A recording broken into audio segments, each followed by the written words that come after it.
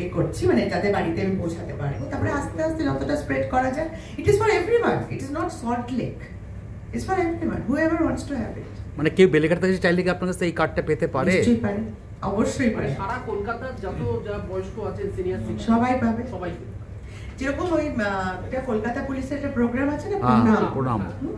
So প্রণাম যেরকম ধরুন হেলথ, সোশ্যাল, লিগাল তিনটে অ্যাসপেক্টই কভার করে, তো আমরা তো অতটা পারবো না, আমরা হেলথটা কভার করবো। কি কি থাকছে প্রোগ্রাম যদি একটু বলেন। এখনই বলে দেবো? হ্যাঁ বলুন, কাছ থেকে শুনলে ভালো লাগবে।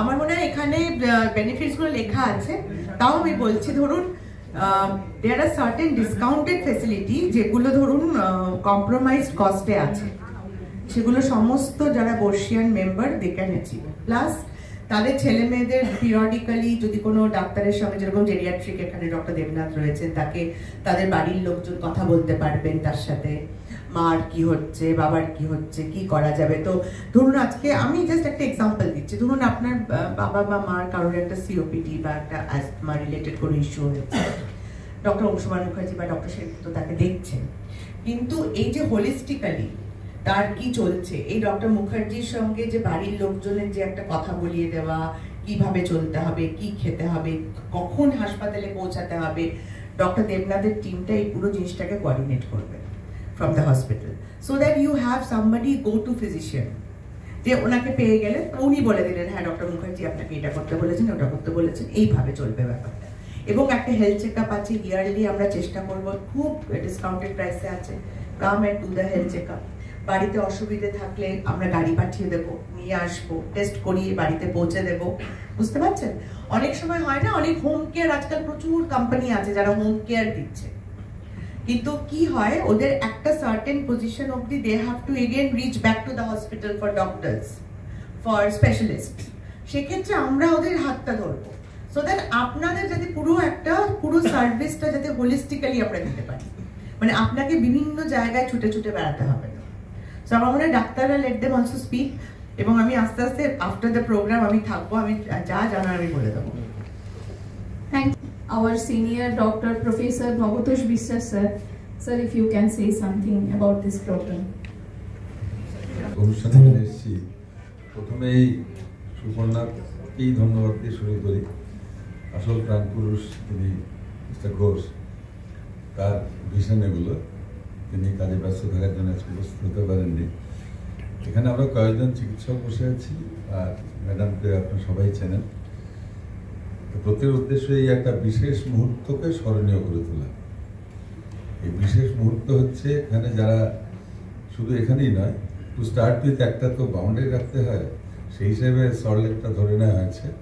বাট যে কোনো ব্যক্তি যিনি সিনিয়র সিটিজেন, তিনি এখানে আসতে পারেন কতগুলো নির্দিষ্ট ফেসিলিটির জন্য।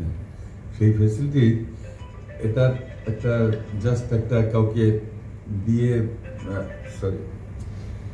তাকে কৃতার্থ করা নয়, এই ফেসিলিটি দিয়ে হসপিটাল কৃতার্থ হবে, হসপিটাল উইল ফিল অবলাইজড। আমি সুপর্ণার ভাই বলে দিচ্ছি এটা, কারণ এটা প্র্যাকটিক্যালি হেলথ কেয়ারে আমরা কি করি, যে কোনো হসপিটালের উদ্দেশ্য হচ্ছে সোসাইটিকে ভালো রাখা, যে কোনো সার্ভিস হচ্ছে পেশেন্ট সেন্ট্রিক, পেশেন্টকে ভালো করতে হবে, পেশেন্টের স্বার্থে। পেশেন্ট মানে সবাই, এখানে এলডারলি, এটা অসুখ কিছু নয়, is a stage of life, part of life.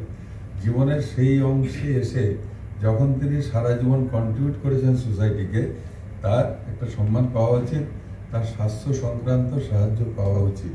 তো সেই সাপোর্টটাই হসপিটাল দেবে, এইটা সামাজিক কর্তব্য। সেই সামাজিক কর্তব্য কাঁধে তুলে নিয়ে হসপিটাল গৌরবান্বিত হয়। আমরাই ফিল করবো যে আমরা কৃতজ্ঞ, আমরা থাকবো। যারা সিনিয়র সিটিজেন তারা, এটা তাদের রাইট, এটা তো অথরিটি, আমরা দিতে পেরে কৃতজ্ঞ হব। আজকে এই জিনিসটা লঞ্চ করা হলো, অবভিয়াসলি লঞ্চ যখন করা হচ্ছে তার কিছু সুযোগ সুবিধা থাকবে, এবং সেগুলো দেওয়ার জন্যে যারা লিস্টেড হওয়াটা দরকার, না হলে কাজটা সুস্থভাবে করা যায় না। এটা নয় যে সামবডি ওয়ার্কস ইন, তার সার্ভিস দেওয়া হবে না, তাই এনরোল করে নেওয়া হবে। এনরোল করা থাকলে তাহলে একটা টোকেন ফিস নিশ্চয়ই রাখে, যে কার্ডে লেখা থাকলো 300 টাকা 3 বছর, ইট ইজ নাথিং, এটা জাস্ট এনরোলমেন্ট। বড় সুবিধা এনরোলমেন্ট থাকলে তিনি অসুস্থ হলে অ্যাম্বুলেন্স ফ্রি তাকে নিয়ে আসবে, এটাও লেখা রয়েছে। তারপর বাকি যে মেজর সার্ভিসগুলো আউটডোরে কোনো একজন ডাক্তারকে দেখাতে হবে, অথবা হসপিটালে ভর্তি হতে হবে, বা কিছু চিকিৎসা ডায়াগনস্টিক্স কিছু করতে হবে, অথবা ওষুধ কিনতে হবে, যে মেজর কাজের জন্য আমরা হাসপাতালে আসি, সেই প্রত্যেকটা সার্ভিসেই একটা রিজনেবল ডিসকাউন্ট আছে, সামথিং বিটুইন 15 to 25% যেটা লেখা দেখলাম। আর এগুলো তো দৃশ্য তো লেখা আছে, অনেক কিছু লেখা থাকে না, তো সেইগুলো সব ভালো ভালো জিনিস নিশ্চয়ই পাবেন আপনারা। আপনারা সবাই জানেন নিশ্চয় চাইল্ড হেলথ একটা হসপিটাল আছে, বাচ্চাদের হসপিটাল, সেই আমাদের শিশির ঘোষের নামাঙ্কিত। তো সেই হসপিটালে আছে অপূর্ব ঘোষ সিংহরা ডিরেক্টর। সেখানে এই হসপিটালের অবস্থা খুব ভালো ছিল না এক সময়, তারপরে এক সময় আমাদের মনে হলো একটু ভালো করি। ইনসিডেন্টালি আমি ওখানে একটা হার্ট সেন্টার চালু করেছিলাম ইয়ার 1999। সব ফ্রি অপারেশন করা হতো, মিঠুন চক্রবর্তী কিছু পয়সা দিতে আমাকে, আর আমরা চেষ্টা করে অপারেশন করতাম। আমরা ফিউ 500-700 অপারেশন আমরা করেছিলাম। তা সেই সূত্রে যখন আপগ্রেডিং হবে, তখন একটা মিটিং হচ্ছিল বোর্ড অফ ডাইরেক্টর জেনারেল বডিতে। সবাই তখন বললেন যে এই করাবে, এই করতে পয়সা লাগবে, ইত্যাদি ইত্যাদি। তো তার কনক্লুডিং রিমার্কটা বলছি, আমি গরিব লোকের চিকিৎসা করছি ঠিকই, তারা below the required level of financial status, কিন্তু তাদের সাবস্ট্যান্ডার্ড ট্রিটমেন্ট কিন্তু করতে পারবো না। তাদের গরিব আর্থিক যে লোয়ার টায়ারে তারা আছেন, that does not permit you to give substandard treatment. এইটা আমি আপনাদের সবাইকে বলছি, মনে রাখবেন। আমরা যদি বিনা পয়সাও চিকিৎসা করি, সাবসিডাইজ করি, তার চিকিৎসা কিন্তু সাবসিডাইজ হবে না। That should be at per with international standard.